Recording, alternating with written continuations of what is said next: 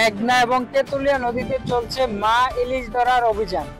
এই অভিযান 4 তারিখ, আজকে 4 তারিখ মধ্যরাত থেকে শুরু হয়েছে। এই অভিযান 22 দিনের জন্য দিছে। 22 দিনের জন্য মা ইলিশ ধরা অভিযান চলতেছে। দেখেন নদীতে কোনো জেলে বাইরা নেই।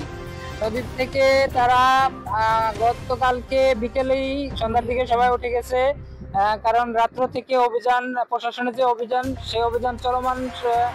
এখন নদীতে যদি দেখায় কোনো জেলে ভাইদেরকে দেখা যাচ্ছে না, কারণ সরকারিভাবে যে নির্দেশনা দেওয়া আছে সেই নির্দেশনা মোতাবেক তারা এখান থেকে নদী থেকে উঠে গেছে এবং তাদের 22 দিনের যেই অভিযান, এই অভিযানের ভিতরে তাদের নৌকা, বোট এবং যে ছোট ছোট মাছ ধরা ট্রলারগুলো আছে সেগুলা মেরামত এবং জাল মেরামত সম্পর্কিত যে কাজগুলো আছে সেগুলা তারা এই 22 দিনের ভিতরে করবে এবং 22 দিনের পরে তারা আবার অভিযান শেষে আবার নামার জন্য প্রক্রিয়াধীন।